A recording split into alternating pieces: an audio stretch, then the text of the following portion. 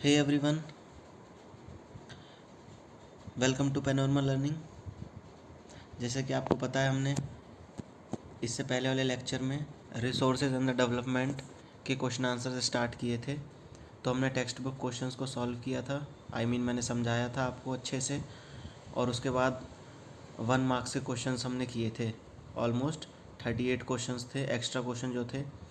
फिर उसके बाद आज जो हम लेक्चर में करेंगे वो है जो शॉर्ट आंसर और लॉन्ग आंसर टाइप क्वेश्चन होते हैं इस चैप्टर से रिलेटेड। ठीक है, resources and development class 10th chapter number first, जो कि आपके बोर्ड एग्ज़ाम्स के लिए सीबीएसई या फिर एनसीईआरटी ने सेलेक्ट किया हुआ है, जो अब की बार आपके बोर्ड्स में आएगा। ठीक है, तो मैं उसी के क्वेश्चंस करा रहा हूँ। इसी तरीके से एसएसटी के सारे चैप्टर्स के मैं question answers, extra questions, textbook questions, MCQ, true false सब कुछ कराऊंगा। तो आप इसीलिए हमारे चैनल को सब्सक्राइब ज़रूर कर लेना। रेड कलर का बटन दिख रहा होगा। ठीक है, अब चलिए वीडियो स्टार्ट करते हैं। ये जो पहला क्वेश्चन दिख रहा है आपको स्क्रीन पे, ये है 4 मार्क्स का क्वेश्चन। इस क्वेश्चन में क्या दिया है, what is meant by the resource, mention the 4 basis to classify the resources. I have already given the definition of the resource की डेफिनेशन पहले भी आई थी, फिर भी एक बार रीड कर लेते हैं। Everything available in our environment which can be used to satisfy our needs provided it is technologically accessible, economically feasible and culturally acceptable। इससे पहले वाले लेक्चर भी मैंने अच्छे से एक्सप्लेन किया था, आप वो लेक्चर भी देखना, फिर इसके बाद ये लेक्चर भी देखना अच्छे से। ठीक है, पहले एक बार जो है पूरे लेक्चर्स को देख लिया करो, उसके बाद अपने आंसर्स को अपनी लैंग्वेज में लिखा करो। तो 4 बेसिस पे 4 तरीके से हमने जो क्लासीफाई किया है रिसोर्सेज को, on the basis of origin, biotic और abiotic. Abiotic means non living organism and biotic means living organism. On the basis of exhaustibility, मतलब जो ख़त्म हो जाती हैं। Renewable and the non renewable. Renewable मतलब जैसे sun energy, water energy, tidal energy. Non renewable मतलब fossil fuels, coal, petroleum etcetera. ना on the basis of ownership, ownership के बेसिस पे भी हमने क्लासीफाई करते हैं रिसोर्सेज को। कैसे, इंडिविजुअल, कम्युनिटी, नेशनल या फिर इंटरनेशनल। आगे एक्सप्लेन करूँगा कि इंडिविजुअल भी किस टाइप के रिसोर्स है, कम्युनिटी किस टाइप की है, सब कुछ। And on the basis of development, potential, developed and stock resources. ठीक है, ये चीज़ समझ में आ गई आपको किस तरीके से क्लासीफाई किया हुआ है रिसोर्सेज को। इन रिसोर्सेज को अच्छे से डिटेल में पढ़ेंगे जब लॉन्ग आंसर क्वेश्चन होंगे, और आज इस लेक्चर में ही ये कंप्लीट हो जाएगा पूरा चैप्टर। ठीक है, उसके बाद हम नेक्स्ट चैप्टर्स पे चलेंगे, किसी भी हिस्ट्री का भी हो सकता है और पॉलिटी का भी। ठीक है, नेक्स्ट क्वेश्चन है, are resources free gifts of nature? No, resources are not free gifts of nature. Resources are a function of human activities. Resources पहली बात तो गिफ्ट्स नहीं है नेचर की, but resources are a function of human activities. Human beings themselves are essential component of resources. Human beings खुद ही एक biotic resource में आते हैं। They transform material available in our environment into the resource. For example, human beings कैसे कोई भी material जो raw material होते हैं, फॉर एग्जांपल ट्रीज़ हैं।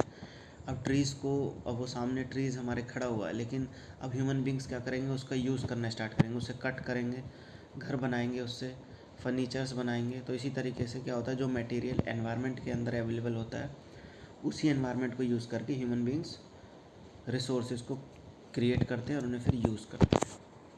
Next question, what are biotic and the abiotic resources? तो आपको पता होगा, ये बायोटिक एक्सप्लेन कर चुका हूँ मैं। Obtain from the biosphere and have life. Most important is have life. Human beings, flora and fauna, fisheries and live stock, anything which has a life considered to be a biotic resource. And abiotic, anything which do not have a life or which is non-living being या things are called the abiotic resources. Example, rocks and the metals. It's a easy question, आप आसानी से कर सकते हैं। Question number 4, explain the type of resources on the basis of exhaustibility. Exhaustibility आपको पता है, renewable resources, these can be renewed or reproduced, हम उन्हें रीन्यू कर सकते हैं। सन एनर्जी को यूज़ करते हैं, वापस से हम सन एनर्जी को यूज़ कर सकते हैं इलेक्ट्रिसिटी जनरेट करने के लिए। And it can be reproduced by physical, chemical और मैकेनिकल प्रोसेस। एग्जांपल आपको पता है solar, wind energy and water and forest. Renewable resources में further be divided into the continuous and biological. Continuous मतलब जो रेगुलरली हमारे नेचर के अंदर अवेलेबल रहती हैं, फॉर एग्जांपल जैसे wind and water. Biological resources means vegetation and the wild life. ये चीज़ समझ में आ गई होगी कि रिन्यूएबल रिसोर्सेज को भी दो पार्ट्स में डिवाइड किया हुआ है। Continuous, for example wind and water, जैसे कि विंड और वाटर है, हवा और पानी, जो कि कॉन्टीन्यूसली फ्लो करती रहती है हमारी नेचर के अंदर। और बायोलॉजिकल रिसोर्सेज जो कि हमें स्पेसिफिक लोकेशन पे मिलते हैं, जैसे फॉरेस्ट या कोई plants species, flora, fauna, wild life, जो कि हमें एक स्पेसिफिक लोकेशन होगी, हर जगह नहीं मिलेगा ये। And this resources are available continuously. Renewable resources हमेशा हमारे नेचर में हमारे पास रहती हैं। इट डिपेंड्स ऑन अस कि how we use them. Next is non renewable resources. ये सिर्फ एक्सप्लेन करने का तरीका है, आपको सिर्फ समझना है अच्छे से और आप अपने आप आंसर लिख सकते हैं। नॉन रिन्यूएबल रिसोर्सेज क्या है? दे एग्जॉस्ट, मतलब वो ख़त्म हो सकती हैं क्योंकि लिमिटेड सप्लाई होती है और मिलियंस ऑफ ईयर्स लग जाते हैं उन्हें बनने में। फॉर एग्जांपल जैसे कोल, पेट्रोलियम, फॉसिल फ्यूल्स, इन सब में जो है मिलियंस ऑफ ईयर्स लगते हैं इनकी फॉर्मेशन के लिए, इसीलिए इनके जो है सप्लाई लिमिटेड होती है। ये ख़त्म होने के चांसेस इनके हमेशा बने रहते हैं। Examples are minerals and the fossil fuels. और ये जो रिसोर्सेज होती हैं इन्हें हम रिसाइकल नहीं कर सकते, हमने एक बार यूज़ किया फिर वापस हम इन्हें यूज़ नहीं कर सकते। And they get exhausted with their use. For example आपके घरों में अगर गैस सिलेंडर आता है या फिर पीएनजी लगी हुई है, तो वहाँ एक बार हम यूज़ कर लेते हैं गैस, तो वापस कहाँ रिसाइकिल कर पाते हैं, ना रीयूज़ कर पाते। जब नई गैस आती है जब भी तो हमारा घरों में जो है गैस या चूल्हा जलता है ना, तो हम उस चीज़ से भी समझ सकते हैं। और इन्हें हम रीजनरेट भी नहीं कर सकते। एक बार हमारे पास आई, यूज़ हो गई, then they will be finish, हमें फिर नया ही चाहिए। तो that is why they are called the non renewable resources. तो आपको समझ में आ गया होगा कि नॉन रिन्यूएबल रिसोर्सेज को एग्जॉस्टेबल रिसोर्सेज भी बोलते हैं क्योंकि एग्जॉस्ट हो जाती हैं। Question number 5, provide a suitable classification for resources on the basis of ownership. अभी हम डिस्कस कर रहे थे ना types of resources, abiotic, biotic, individual, community. अभी हम डिस्कस करेंगे उसे थोड़ा सा डिटेल में। And this resources on the basis of ownership, these are classified as individual, community, national and the international. Individual means जो कि हमारे पास पर्सनल यूज़ के लिए हैं, they are owned privately by the individuals. हम रिसोर्सेज की बात कर रहे हैं। Many farmers own land in the villages which is allotted to them by the government against the payment of revenue. बहुत सारे फार्मर्स के पास जो है ज़मीनें होती हैं खुद की भी, और गवर्नमेंट प्रोवाइड करती है ताकि उनके पर्सनल यूज़ के लिए या किसी गाँव के यूज़ के लिए। अर्बन पीपल, जैसे हम शहर में रहते हैं तो हमारे पास अपना घर है, प्रॉपर्टी है, तो वो सब घर, प्रॉपर्टी भी एक रिसोर्सेज की कैटेगरी में आते हैं। But the difference is that कि these resources are categorized as the individual resources, क्योंकि हमारे लिए ही है ये, एक पर्सनल यूज़ के लिए। तो आपको क्लियर हो गया होगा individual resources. Plantation, pasture lands, ponds are also owned by the individuals. Plantation, for example आपका कोई बाग है, बाग समझ में आता है। प्लांटेशन क्रॉप्स जो होती हैं जैसे टी, कॉफ़ी या किसी भी फल का हो सकता है बाग, वो खुद का हो सकता है, पॉन्ड्स हो सकते हैं। तो these are owned by the individuals, that is why they are all categorized as the individual resources. Next one is community owned resources. Community से आपको नाम से पता चल जाता है कि these are owned by the community. It means group of people living in a specific area who own the sources. मतलब बहुत सारे लोग रह रहे हैं एक साथ और वो उस सोर्स को, रिसोर्स को यूज़ कर रहे हैं, तो उन सारे मेंबर्स को एक्सेस करने की परमिशन होगी उस रिसोर्स को। फॉर एग्जांपल जैसे कि पब्लिक पार्क्स, जैसे पार्क्स होते हैं, आप घूमने जाते हैं कहीं, पिकनिक स्पॉट होता है। बरियल ग्राउंड्स होते हैं जहाँ पे बरी किया जाता है। ग्रेजिंग ग्राउंड्स होते हैं जो कि एक कॉमन सभी के लोगों के लिए होता है, जो कि कोई इंडिविजुअलाइज नहीं होता। ठीक है, तो ये सब होती है हमारा कौन सा resources, community. Next one is national resources. National resources आपको नाम से पता चल जाएगा, they are owned and belong to the nation और द स्टेट, यानी किसी स्टेट का या फिर किसी भी नेशन का, ये नेशनल रिसोर्सेज होती हैं। फॉर एग्जांपल जैसे water resources, forest, wild life, sanctuaries, ये सब क्या होती हैं, किसी एक स्टेट की या फिर किसी कंट्री की धरोहर होती हैं। ठीक है, तो हम उसी कंट्री के लोग वहाँ पे यूज़ कर सकते हैं उन चीज़ों को। तो आपको ये चीज़ समझ में आ गई होगी। All the minerals, water resources, forest, wild life, land within the political boundaries and oceanic area up to the 12 nautical miles from the coast termed as the territorial water. ये चीज़ आपको शायद समझ नहीं आए।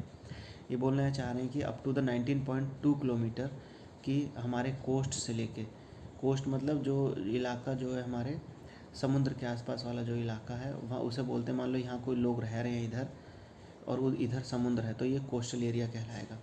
तो यहाँ से लेकर 19.2 किलोमीटर तक भी किसी भी स्टेट या कंट्री का कंट्रोल होगा। ठीक है, ये सब गाइडलाइंस होती हैं, बस आपको अभी समझना है अच्छे से कि क्यों दे रहे हैं, क्योंकि एक कौन सी रिसोर्स है, नेशनल रिसोर्स है जो किसी एक कंट्री के लिए, किसी स्टेट के लिए वैलिड होती है। Next one is international resources. Of course they do not belong to any country. There are group of countries which have their own heads, मतलब खुद का बहुत सारी कंट्रीज़ होंगी और उनके ऊपर भी कोई एक हेड होगा जो उन सारे जो रिसोर्सेज को कंट्रोल कर रहा होगा।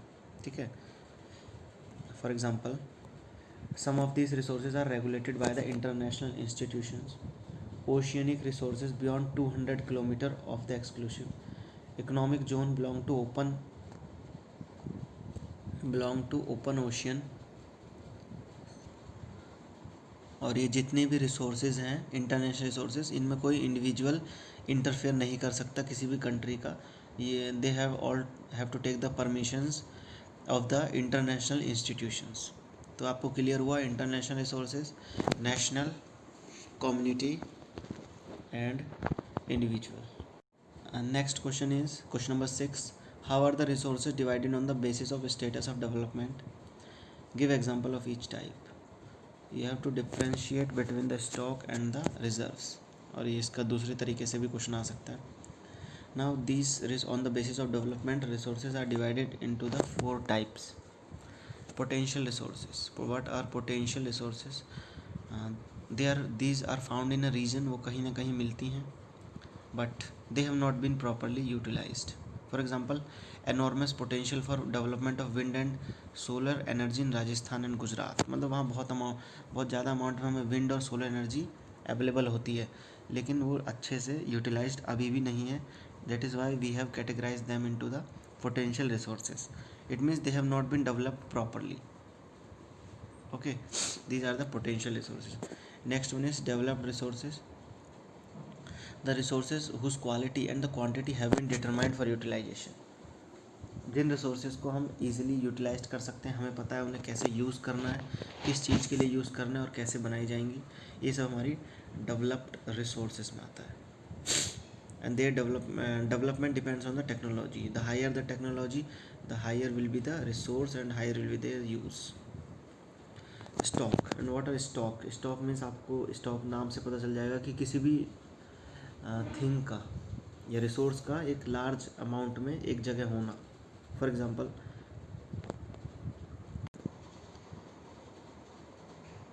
materials in the environment which can satisfy human needs, but human beings do not have the appropriate technology to access it. For example, water is comprised of the two elements, hydrogen and the oxygen, which can be used as a source of energy, but still human beings do not have any technology. I mean technology है लेकिन हर किसी के पास नहीं है। That is why they do not have technology to use them. That is why they are categorized in the stock resources. Stock means किसी हमारे पास पानी available तो है, वाटर अवेलेबल तो है, लेकिन वी डोंट हैव टेक्नोलॉजी कि किस तरीके से हम क्रिएट करेंगे एनर्जी उससे। ठीक है, next one is reserves. What are reserves? These are the subset of stock. It means stock resources and the reserve resources are similar. For example, these are the subset of the stock which can be used by the present technology, but their use has not been started fully. कि हम अब जो present technology है उसमें use तो कर सकते हैं, लेकिन अभी भी अच्छी तरीके से यूज़ होना स्टार्ट नहीं हुआ है। River water can be used for generating hydro electric power, but presently it is being used only in a limited extent. That is, मैं कहे इसीलिए समझाने की कोशिश कर रहा था कि हमारे पास वाटर है अवेलेबल लार्ज अमाउंट में, लेकिन still we don't have technology कि किस तरीके से हम उससे इलेक्ट्रिसिटी जनरेट कर सकते हैं। I am talking about the normal people, ठीक है। दैट इज़ वाई, जैसे कि इसमें एग्जांपल दिया, river water can be used for generating hydro electric power, but presently it is been used only to a limited extent, यानी limited supply में हम use कर पा रहे हैं। Such resources can be use for meeting future requirements, लेकिन आगे जाकर टेक्नोलॉजी बढ़ती है तो ऐसे रिसोर्सेज को आगे हम फ्यूचर में यूज़ कर सकते हैं। Water in the dams, forest etcetera is a reserve which can be use in the future. तो आपको समझ में आ गया होगा कि on the basis of development how the resources are classified. The other question number 7 is highlight any 3 problems associate with the indiscriminate use of resources by the human beings. These indiscriminate use of resources by the human beings has resulted in the following. किस तरीके से human beings ने resources को indiscriminately use किया है। Depletion of resources for satisfying the greed of few individuals, कुछ लोगों की जो लालच के कारण उन्होंने रिसोर्सेज को डिप्लेशन करना शुरू किया। एक्यूमुलेशन यानी इकट्ठा करना शुरू कर दिया, जो कि सिर्फ कुछ अमीर लोगों के पास है, लेकिन गरीब लोगों तक वो रिसोर्स पहुंच ही नहीं पाती है। And indiscriminate exploitation of resources has led to the global ecological crisis such as global warming, ozone layer, for example गर्मी इतनी बढ़ रही है, ग्लोबल वार्मिंग इंक्रीज़ हो रही है, ओजोन लेयर जो है होल वो डे बाय डे इंक्रीज़ होता है, पॉल्यूशन इतना बढ़ रहा है, सॉइल इरोजन की प्रॉब्लम है जिसकी वजह से लैंड यानी सॉइल की फर्टिलिटी डिक्रीज़ हो रही है एंड लैंड डिग्रेडेशन हो रहा है, ठीक है। तो these are some important points which show that how human beings have used the resources indiscriminately for their greed. Why is the issue of sustainability important for development? Next one is question number 8. Why is the issue of sustainability important for the development? Explain how. You know sustainable development कि हमें present में sources को इस तरीके से use करना है कि हमारे लिए तो हो ही जाए वो, लेकिन फ्यूचर जनरेशन के लिए भी वो रिसोर्सेज अवेलेबल हों, उसे बोलते हैं सस्टेनेबल डेवलपमेंट। क्वेश्चन समझ गए हो कि क्यों इम्पोर्टेंट है वो। It means the development should meet the needs of present, जो भी लोग रह रहे हैं उनकी नीड्स को पूरा करें, पर लेकिन जो फ्यूचर में जो लोग रहेंगे उनकी ज़रूरतों को भी वो ध्यान में रख के ही यूज़ करना चाहिए हमें रिसोर्सेज को आज। So it should meet the needs of present without compromising the ability of future generation to meet their needs. However, since the second half of the 20th century, a number of scientists have been warning that the present type and the levels of development are not sustainable. कहने का मतलब ये है कि पिछले कुछ 20th century से ही इतना हम रिसोर्सेज को यूज़ कर रहे हैं, तो साइंटिस्ट वार्न कर रहे हैं हमें कि this is not good for the sustainable development. The issue of sustainable development has emerge from the rapid industrialization. ये किस बेसिस पे साइंटिस्ट ये बात बोल रहे हैं कि सस्टेनेबल डेवलपमेंट खतरे में है कि इंडस्ट्रियलाइजेशन जो है बहुत ज़्यादा बढ़ रहा है, यानी इंडस्ट्रीज़ फैक्ट्रीज़ जो है बहुत ज़्यादा ग्रो हो रही हैं, जिसकी वजह से रिसोर्सेज को बहुत ज़्यादा यूज़ हो रहा है, जो कि हमारे फ्यूचर पर इम्पैक्ट कर रही है। It is felt that economic growth and industrialization have led to reckless exploitation of natural resources. हमने अपनी इकोनॉमी को बढ़ाने के लिए, ग्रोथ करने के लिए अपने आप की फाइनेंशियल कंडीशंस को, अपने देश की फाइनेंशियल कंडीशंस को इम्प्रूव करने के लिए इंडस्ट्रीज़ को इतना इंक्रीज़ कर रहे हैं, फैक्ट्रीज इतना बना रहे हैं कि नेचुरल रिसोर्सेज का डिप्लीशन हो रहा है। On the other hand, the stock of natural resources are also limited. जो अभी हम बात कर रहे थे रिसोर्सेज के बारे में, तो उनका स्टॉक भी कम होता जा रहा है, लिमिटेड होता जा रहा है। So growth of all countries in future is likely to be endangered. तो अगर इसी तरीके से हम रिसोर्सेज को एक्सप्लॉइट करते रहे, यूज़ करते रहे, तो हमारे आने वाले समय में जो रिसोर्सेज की बहुत ज़्यादा कमी हो जाएगी, जिस तरीके से आपको पता है कि दिल्ली में अभी कुछ दिन पहले ही हमने सुना था कि जो ग्राउंड वाटर है उसकी कमी हो रही है। ये सबसे बड़े कारण है कि ग्राउंड वाटर आखिर वो जा कहाँ रहा है, ठीक है। तो उसकी वाटर की कमी हो रही है, उसका यूज़ बहुत ज़्यादा हो रहा है। That is Y ground water का जो लेवल है वो कम हो गया। दैट इज़ वाई कि हमें अपने रिसोर्सेस को अच्छे से यूज़ करना है ताकि वो फ्यूचर में भी बची रहें। अंडर दीज सर्कमस्टांसेस इन सब So, under these circumstances, the issue of sustainability has been become important for the development. Now, the next question: write a short note on a Rio de Janeiro Earth Summit 1992. कहाँ पे हुआ था वो? The place was the Brazil. You know it, in the year 1992 and in the month June. More than hundreds head of the states एक साथ इकट्ठे हुए थे और इंटरनेशनल समिट हुआ था. So this is the place, and the objective was, the summit was convened for addressing urgent problems of the environmental protection and the socio-economic development at the global level. कि environment को कैसे protect करें और socio economic development कैसे हो एक global level पे. That was the objective of the this summit and the achievements and the leaders at this place, they all signed the declaration on the global climate change and the biodiversity change, and they have also adopted a agenda of 21. We will discuss this in next question, that is agenda 21. तो agenda 21 क्या था? आपको ये पता है कि 1992 में ही declare किया था UNCED ने, national conference on environment and development, which took place at Rio de Janeiro Brazil में इन 1992. ऑब्जेक्टिव सबका सेम ही होगा कि the main aim was to protect the environment and the natural resources and the wild life and everything present in our nature. जो भी हमारे environment में, हमारी नेचर में प्रेजेंट है, उसे किस तरीके से प्रोटेक्ट करना है, कैसे हमें रिसोर्सेज को कम से कम यूज़ करना है. इन सब का ऑब्जेक्टिव सब सेम आप लिख सकते हैं अपनी लैंग्वेज में भी. The aim was to achieve a sustainable development. आपको पता है किस तरीके से हमें एनवायरमेंटल डैमेज को रोकना है, पावर्टी को कैसे कम करना है, जो बड़ी डिजीज़ फैलती हैं ग्लोबल लेवल पे उन्हें कैसे रिड्यूस करना है, अपनी रेस्पॉन्सिबिलिटीज़ को कैसे समझना है. All these are the objectives of the agenda 21.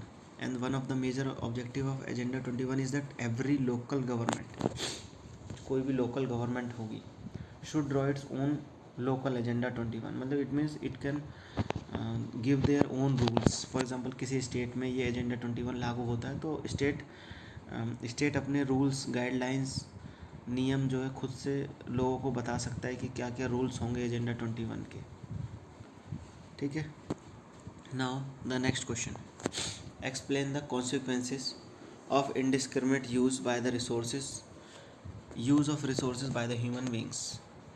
How has the indiscriminate use of resource led to the local necessity of resource development or the resource planning? ये क्वेश्चन ऐसे भी पूछा जा सकता है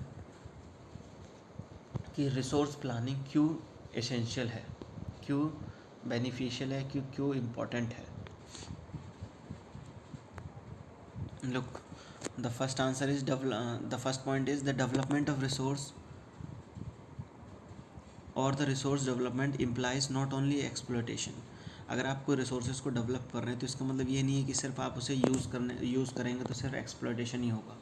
उसे किस तरीके से प्रिजर्व करना है, उसे बार बार कैसे रीयूज़ कर सकते हैं आप. In case of natural resources, at the time of using them, their nature, type and size of their reserve should be considered. जब आप नेचुरल रिसोर्सेज को यूज़ कर रहे हो तो आपको पता होना चाहिए कि वो किस तरीके की रिसोर्स है, कैसे यूज़ होगी, उसका साइज़ क्या होगा, कैसे वो हमारे सस्टेनेबल डेवलपमेंट को मेंटेन कर सकती है. तो सब चीज़ आपको देखना है. This should not be used indiscriminately. Therefore an equitable distribution of resource is necessary for the sustained quality of life and the global peace. तो सबको वो रिसोर्सेज अवेलेबल होनी चाहिए for every human being and for every animal also. ठीक है. It depends on the requirement. और इन resources को गलत पर्पस के लिए नहीं यूज़ करना है. इसकी अगर गलत पर्पस के लिए यूज़ करेंगे तो ये हमारे नेचुरल एनवायरनमेंट को डिप्लेशन करेंगे उसका, यानी नुकसान पहुंचाएंगे। जैसे कि कुछ resources like coal and petroleum जो कि हमारे एनवायरनमेंट में लिमिटेड क्वांटिटी में है, अगर वो कंटिन्यूसली यूज़ होती रही तो वो फ्यूचर जनरेशन में नहीं रहेंगी, बचेंगी नहीं, जैसे कि पेट्रोल, डीजल, कोल, ये सब। Next one is accumulation of resources, मतलब कि ऐसा नहीं रखना कि एक ही इंसान के पास जो रिच है वो सारी रिसोर्सेज होंगी उसके पास और यूज़ करेगा, और जो रिच नहीं है, वो जो पुअर पीपल है उनके पास रिसोर्सेज हो ही ना, तो इस तरीके से सिचुएशन भी नहीं डेवलप करनी है। That is why planning is necessary. Next one is question number 12। In India some regions are rich in certain types of resources. India के अंदर कुछ रीजन्स तो ऐसे हैं कि रिसोर्सेज वहाँ बहुत ज़्यादा अवेलेबल है और कुछ जगह पे है ही नहीं। तो क्या आप इस स्टेटमेंट से एग्री करते हैं? अगर करते हैं तो आपको एग्जांपल देना है। Yes, we agree with the statement that India in some region are rich in certain types of resources. For example जैसे झारखंड, छत्तीसगढ़ और एमपी में, these states are rich in minerals and the coal deposits. Arunachal Pradesh में large amount of water is available, or we can say abundance of water. Rajasthan में lot of solar and wind energy. Ladakh में cultural heritage is very rich cultural heritage. तो आपको समझ में आ गई होगी कि कौन कौन से स्टेट्स किस चीज़ के लिए फेमस है। अब जैसे झारखंड, छत्तीसगढ़, एमपी में मिनरल्स और कोल डिपॉजिट्स हैं, लेकिन अरुणाचल प्रदेश में कोई और रिसोर्स है, तो वहाँ पे ये चीज़ नहीं है। एक जगह पे कुछ चीज़ इंपॉर्टेंट है, दूसरी जगह पे यही नहीं है, वहाँ पे कुछ और है। नाउ नेक्स्ट क्वेश्चन, नहीं नेक्स्ट क्वेश्चन नहीं, इसी का second part. There is a great variation in the availability of resources. For example Arunachal Pradesh में हम बात करते हैं इंफ्रास्ट्रक्चरल डेवलपमेंट बहुत कम है। राजस्थान में वाटर रिसोर्सेज कम है, अगर राजस्थान में wind and solar energy available है लेकिन वाटर रिसोर्सेज नहीं है। लद्दाख में वाटर की कमी है, इंफ्रास्ट्रक्चर इतने अच्छे से डेवलप नहीं कर सकते हिली एरियाज़ में, ठीक है। So there is a lack of technology in some regions and there is a abundance of technology in some regions. Abundance means बहुत ज़्यादा। क्वेश्चन नंबर 13 CBSE 2016-17 में आया हुआ क्वेश्चन है ये। तो इस क्वेश्चन में पूछा क्या है, explain the 3 stages of resource planning in India. किस तरीके से हम किसी रिसोर्स की प्लानिंग कर सकते हैं इंडिया में। सबसे पहले हमें आइडेंटिफाई करना है, वी हैव टू फाइंड कि कहाँ पे रिसोर्स सबसे ज़्यादा अवेलेबल है। देन हमें सर्वे करना है उस एरिया का, जाके मैपिंग करनी है। क्वालिटेटिव एंड क्वांटिटेटिव एस्टिमेशन देखना है कि हमें कितनी रिसोर्स किसी एरिया से मिल सकती है, कितने अमाउंट में मिल सकती है, कितनी ज़्यादा मिल सकती है, और फिर मेज़र करना है रिसोर्सेज को, ठीक है, ठीक से। उसके बाद आइडेंटिफाई हो गया, then we have to plan. हमें प्लानिंग करनी है कि किस तरीके से हमें वो रिसोर्स मिल सकती है। टेक्नोलॉजी का यूज़ करना है, स्किल्स, पावर प्लांट्स को डेवलप करना है उसी साइट पे।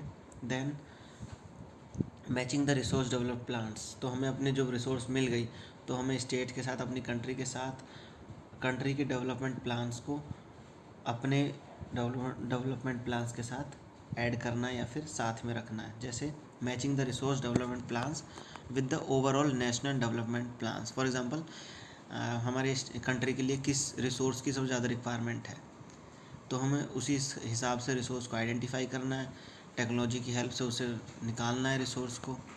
जैसे मैं बात कर रहा हूँ, माइनिंग की बात करते हैं, एक्सट्रैक्शन ऑफ ओर्स की बात करते हैं, तो जो कंट्री चाहती है उसके हिसाब से मैच करना है अपनी रिसोर्सेज को भी। क्वेश्चन नंबर 14 CBSE 2016-17 में आया, how did Gandhi ji voice his concern about the resource conservation. What is conservation, why is conservation of resource necessary. क्या ज़रूरत है आखिर रिसोर्सेज को कंजर्व करने की।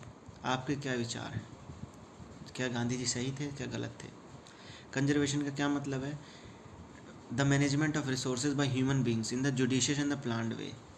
आपको रिसोर्सेज को मैनेज करके चलना है in the judicious way and the planned way, जिससे एनवायरनमेंट भी डिस्टर्ब ना हो। It is necessary due to following reasons, we have limited quantity of resources, वैसे ही हमारे पास लिमिटेड क्वांटिटी में है resources. Irrational consumption and over utilization, हमें ना तो बहुत ज़्यादा यूज़ करना है, ना फिर गलत तरीके से यूज़ करना रिसोर्सेज को। अगर ऐसा करेंगे तो एनवायरनमेंट को प्रॉब्लम होगी, सोशो इकोनॉमिक प्रॉब्लम्स बढ़ने लगेंगी। It is also required for the sustainable development. इस पूरे चैप्टर में सस्टेनेबल डेवलपमेंट इंपॉर्टेंट चीज़ है। गांधी जी ने यह भी कहा था, there is enough for everybody's need and not for the body's greed. He stated that root cause for resource depletion at global level was the greed and selfish individuals. Gandhi ji ने कहा था कि जो मेन कॉज है, जो अगर हम ground level पे देखें कि रिसोर्सेज को क्यों कम हो रही हैं, क्यों हमारा एनवायरनमेंट प्रोटेक्ट नहीं है, क्योंकि कुछ लोगों की वजह से, उनके लालच की वजह से, सेल्फिशनेस की वजह से, जिससे कि टेक्नोलॉजी बहुत ज़्यादा बढ़ रही है। कहीं ना कहीं टेक्नोलॉजी का भी एक नेगेटिव इम्पैक्ट है कि जितनी ज़्यादा टेक्नोलॉजी हाई होगी उतनी ज़्यादा रिसोर्सेज में कमी आएगी और एनवायरनमेंट को भी प्रॉब्लम होगी। Question number 15, you have to describe the relief features of land in India and their importance. India has a variety of relief features of land. 43% land plain है, 43% कितना है, प्लेन है, जो कि एग्रीकल्चर इंडस्ट्री के लिए है। 30% में माउंटेन्स हैं जहाँ रिवर्स फ्लो करती हैं। 27% इज़ प्लेट्यू रीजन, प्लेट्यू आपको पता होगा, जहाँ पे हमें मिनरल्स, फॉसिल फ्यूल्स और फॉरेस्ट या फिर फ्यूल्स हमें अवेलेबल होते हैं। तो कितना है, 43% लैंड है, 30% माउंटेन्स हैं and 27% is plateau.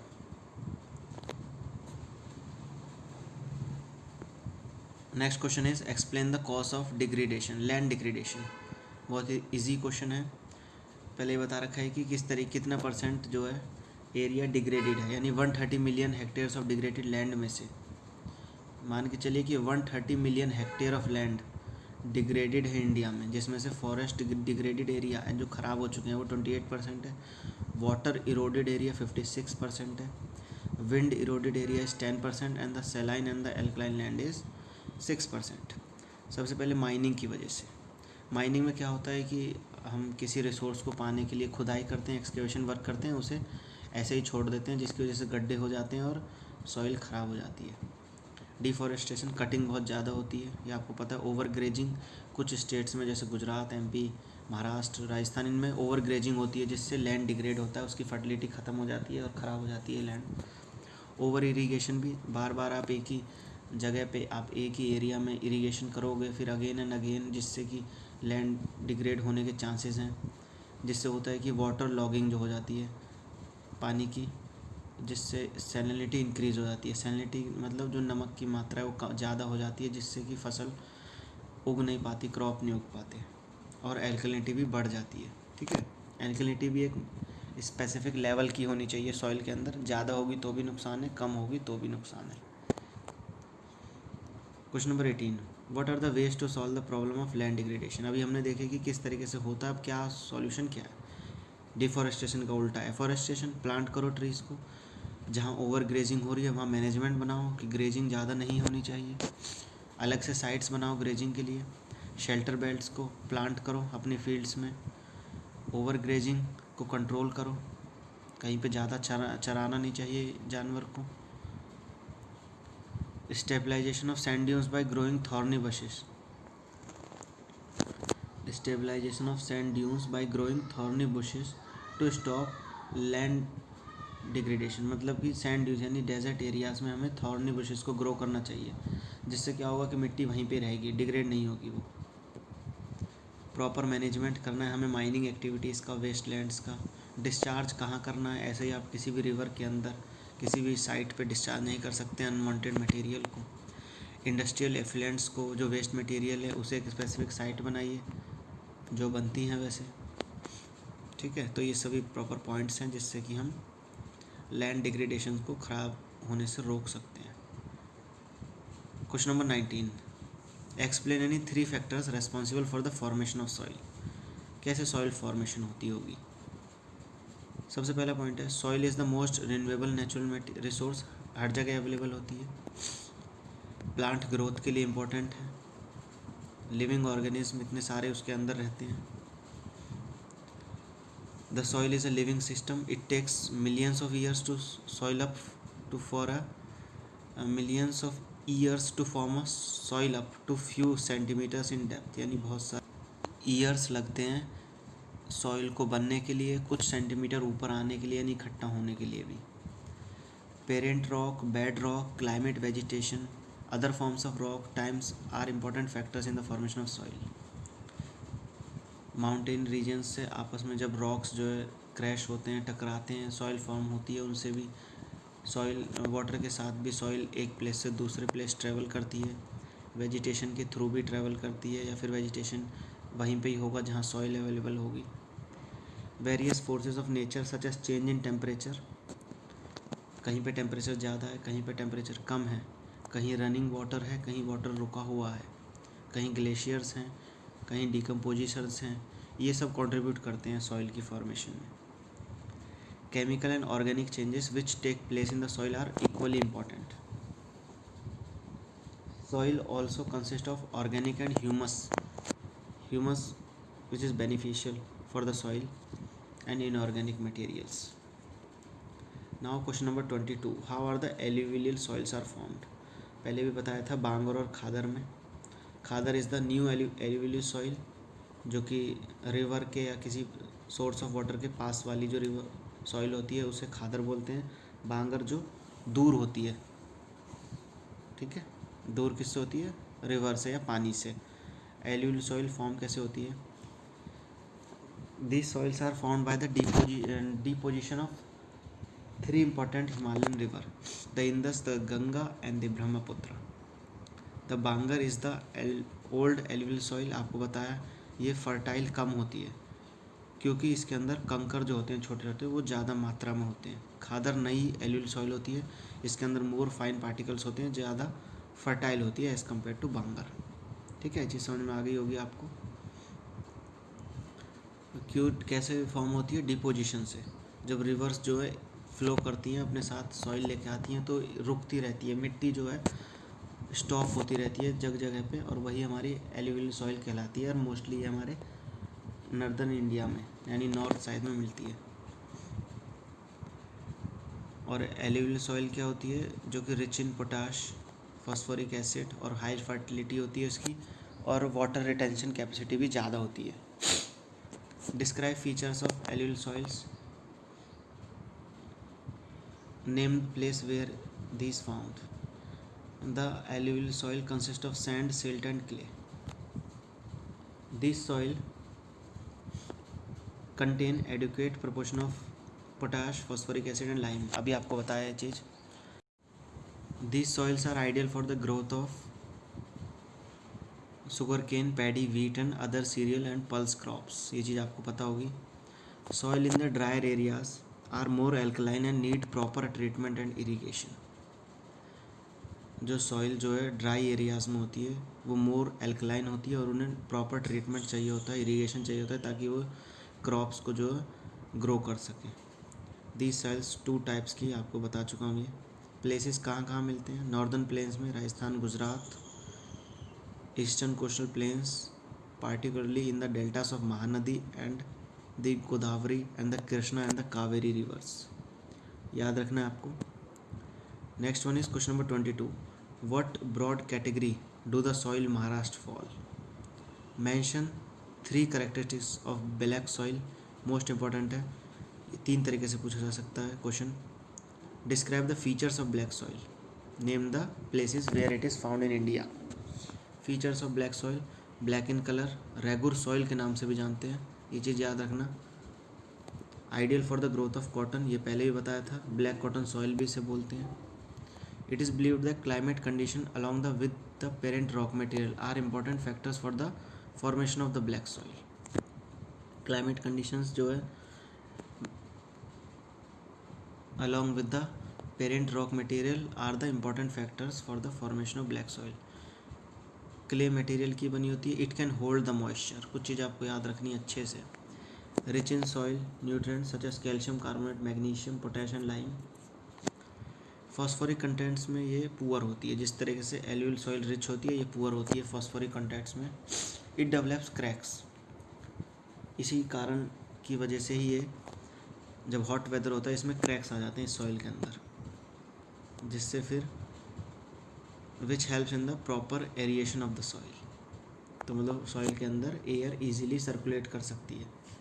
These soils are sticky होती है, चिपचिपी होती है when wet and difficult to work और unless tilled immediately after the first shower और the during the pre monsoon period. इस सॉइल में ब्लैक सॉइल में जो है क्रॉप्स को ग्रो करना आसान नहीं होता है, क्योंकि ये वेट हो जाती है तो बहुत स्टिकी हो जाती है और काम करना बहुत मुश्किल होता है इसमें। ठीक है, प्लेसेस कहाँ कहाँ है? It is found in the Deccan trap, basalt region, Deccan plateau जो दक्कन का पठार है उसके आसपास का जो इलाका है जहाँ पे लावास फ्लो करते हैं, उनमें ब्लैक सॉइल मिलती है। They cover the plateaus of Maharashtra, Saurashtra, Malwa, MP and Chhattisgarh and extend in the south east direction along the Godavari and Krishna valley. जब इसके इंपॉर्टेंट प्लेसेस के नाम याद आते हैं तो आप अच्छे से उन्हें लिख लिया करो। Next question is describe the features of red and yellow soils. Red and yellow soils के बारे में हमें बताना है। रेडिश कलर में होता है क्योंकि इसमें आयरन डिफ्यूज्ड हो जाता है in the crystalline form and the metaphoric rocks. These soils develop reddish colour due to the diffusion of iron in crystalline form and the metaphoric rocks. It looks yellow in hydrated form. Red और yellow soil एक ही part है, लेकिन जब hydrated form में होती है, जब इसमें वाटर मिक्स होता है, then the red soil looks like the yellow soil. Highly porous होते हैं, फर्टाइल होता है and they are fine grain and deep. ठीक है, तो आपको अच्छी से याद रखना है चीज़। Red soil develops on the crystalline igneous rocks, जहाँ पे रेनफॉल कम होता है, and the southern parts of Deccan plateau. ये Orissa, Chhattisgarh, southern parts of middle Ganga plain में भी पाई जाती हैं। Question number 24, describe features of laterite soil and mention the places where it is found. Laterite जो शब्द है वो वर्ड आया है लेटर से, which means brick. Latin word है later which means brick. It develop in areas with the high temperature and heavy rainfall, जहाँ पे टेम्परेचर बहुत ज़्यादा होता है। जब ब्रिक से याद रखना आपको, जहाँ ईंट मिलती हैं, तो आपने भट्टे देखे होंगे, क्लिन्स जो होते हैं जहाँ पे ईंटों को निर्माण किया जाता है, बनाया जाता है, वहाँ पे बहुत गर्मी होती है।